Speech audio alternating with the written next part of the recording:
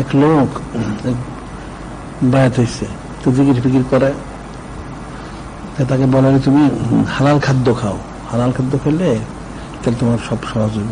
সে হালাল খাদ্য খুঁজতেছে, খুঁজতে খুঁজতে গেছে এখানে এক এলাকায়, সম্ভবত কাঠুরের বাড়ি হবে, কিছু খাবার চাইছে, পানি চাইছে। একটা বাচ্চা মেয়ে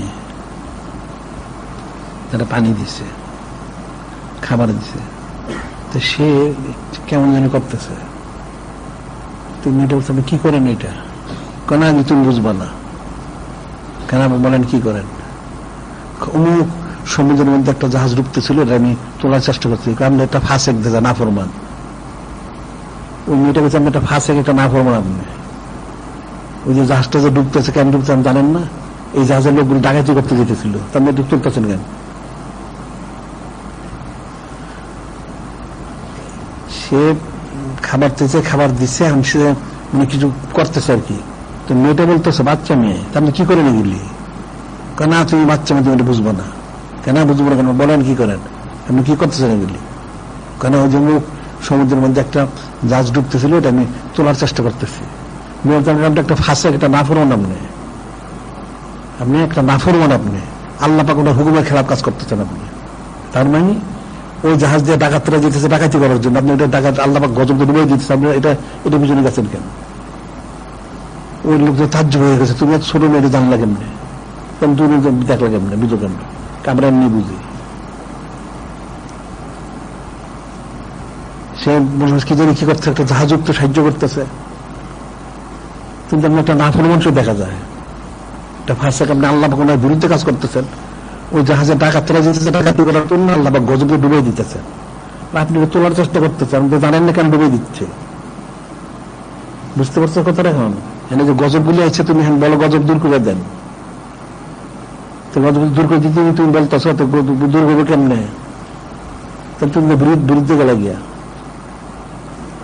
ওই লোক তো তবা করছে বলে মেয়ের কাছে, বাচ্চা একটা মেয়ে,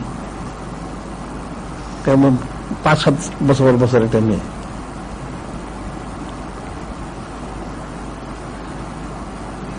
হ্যাঁ, সূক্ষ্ম বিষয়কে নাফরমানি করতেছে, আল্লাহ বিরোধিতা করছেন।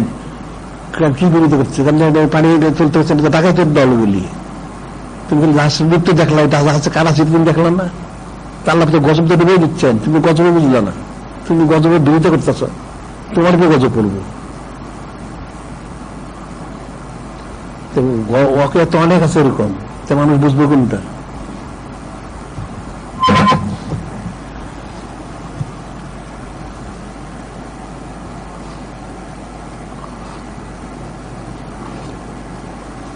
এই লোক মরছে, সে তো বুজুর্গ আল্লাহ হয়ে গেছে। এখন মানুষ ডুবে যাচ্ছে, বিপদগ্রস্ত, উদ্ধার করি, উদ্ধার করে সে তো বুঝতে পারে না হাকিকতটা কি। একটা গজব কোন একটা এলাকায় আসে, কোন একটা কারণ নিয়ে তো আসে, তবা করা উচিত, ইস্তেগফার করা উচিত। তোমরা ইস্তেগফার করো বেশি বেশি, আর মিলাদ শরীফ পড়ো বেশি বেশি, মীর মুজাসসাম হাবিবুল্লাহ তোমার ছানাসিবত করো, তাহলে কুদ্দুসের ফয়সালা হবে। দুনিয়ার মানুষ যতই চিন্তা করবে, একটা মানুষ যতই সাহায্য, সে কত সাহায্য করবে, তার কতটুকু ক্ষমতা আছে। এই যে হযরত সুলাইমান আলাইহিস সালাম, উনি তো রাসূল, উনি দুনিয়া সবাইকে খাওয়াইবেন। আল্লাহ পাক আপনাকে ছাড়া কায়নাত করতেছে, আসমান জমিনের নিচে যা আছে সব, 1 বছর মেহমানদারি করতে চাই, তাহলে এটা তো কোনো জিন ইনসান কারো পক্ষে এটা সম্ভব না। তাহলে 6 মাস তাও সম্ভব না, 3 মাস তাও সম্ভব না, 1 মাস তাও সম্ভব না, 15 দিন তাও না, 7 দিন তাও না, 1 দিন জানলাম, 1 দিন অনুমতি আন। আল্লাহ বলতে আমার কুদরতি বিষয়। আচ্ছা ঠিক আছে,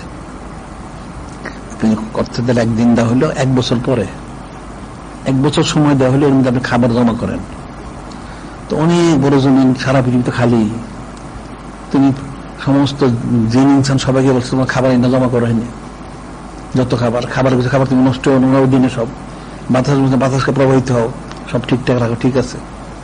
এখন জমা করতে করতে করতে পাহাড় দেখা যায় খাবার জমিন থেকে আসমান, উত্তরে দক্ষিণ উপরে নিচে ডানে সব আসমান বন্ধ হয়ে গেছে, খাবারের দিন উপস্থিত, সাগরের থেকে মাছ উঠে আসলো, হযরত সুলাইমান আলাইহিস সালাম দাওয়াত দিচ্ছেন, হ্যাঁ দাওয়াত দিচ্ছি। দাওয়াত দিচ্ছেন, খাবার কোথায়? ও যে দেখো কত খাবার, জমিন থেকে আসমান পর্যন্ত। ঠিক আছে, এখন আল্লাহ পাক ওনার ক্ষুদ্র বোঝা মুশকিল, এক লোকমা শুধু। দেখা গেল এর মধ্যে মনে জীবনে কোনো খাবার এখানে ছিলই না, এমন লোকমা দিল মাছে মনে হয় যে খাবার এখানে কখনো ছিলই না। কিন্তু তার জীবন আল্লাহ পাক ব্যাপারটা কি?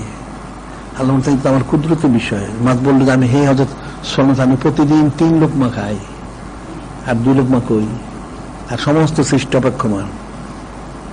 উনি সেজদায় গেলেন, আল্লাহ আপনি চিন্তা করেন না, আপনি বসে থাকেন, যারা আসবে আপনাকে দেখবে এক ক্ষুদ্র দিব, পেট ভরে দেব, খেতে হবে না, পেট ভরে দেব। এই যে বিষয়গুলি, এটা আল্লাহ পাক ওনার কুদরতি বিষয়, তো মানুষগুলো বুঝবো কোত্থেকে? এই যে দজ্জাল যখন আসবে তখন তো এরকমই হইব। দজ্জাল তো মোট 40 দিন, প্রথম দিন 1 বছর 1 মাস 7 দিন, এরপর স্বাভাবিক 37 দিন। তো দজ্জালকে যারা মানবে না তাদের ফসল ফল সব নষ্ট করে দিবে, তখন খাবারই থাকবে না। তো সাহাবাই কিরাম তাহলে মানুষ খাবে কি? তখন নূরে মুজাসসাম হাবিবুল্লাহ হুজুর পাক সাল্লাল্লাহু আলাইহি ওয়াসাল্লাম যে যত বেশি জিকির করবে তত তার পেট ভরা থাকবে, খাবার খেতে হবে না। তো যে বিষয়টা, খাবারটা তো মকসুদ না, মানুষের সুস্থ থাকা দরকার, যাতে সে শক্তি পায়, কাজ করতে পারে, যেভাবেই হোক, খাবারের মাধ্যমে হোক, খাবার ছাড়াই হোক। খাবার খাইলে যে খাইলে হবে তা তো না। ওই যে ইয়ার একটা ঘটনা, ইমাম সাবি আলাইহিস ঘটনা, ওই যে শাকিব বলকি রহমতুল্লাহ ওনার থেকে পানি খেলেন, একটা ছাত্র খেলেন, কামিনটা খাইলাম, এরপর আমার কয়েকদিন এখন ক্ষুদেই লাগলো না। খাবার খাওয়ারও শর্ত না, শরীরটা যদি সুস্থ থাকে, শক্তি থাকে, তাইলে বাস হয়ে গেল। খাবার একটা উসিলা দিচ্ছেন আল্লাহ পাক, এটার মাধ্যমে তুমি দিনে কামাই করবা, খাবে, তারপরে এক বন্দি করবে। কিন্তু এটা তো মূল মকসুদ বিষয়টা না। একটা মানুষ কোশিশ করতে কত মানুষে কত খাওয়াই বসে, তার কত সামর্থ্য আছে, কিন্তু আল্লাহ পাক তাই এমনি সব কুদরতি ফয়সালা করে দেন। এটা মানুষ চিন্তা করবে কোত্থেকে? সে হাজার চিন্তা করে কুল কিনার পাবে না। মানুষের তাওকুল নষ্ট হয়ে গেছে, ইমান নষ্ট হয়ে গেছে, আকীদা সব নষ্ট হয়ে গেছে, নাউজুবিল্লাহ। এদের তো 24 ঘন্টা নূরে মুজাসসাম হাবিবুল্লাহ হুজুর পাক ওনার দিকে রুজু থাকা উচিত ছিল। ওনার দিকে রুজু থাকলে কুদরতি ফয়সালা হবে, আর উনি তো ফয়সালা করবেন।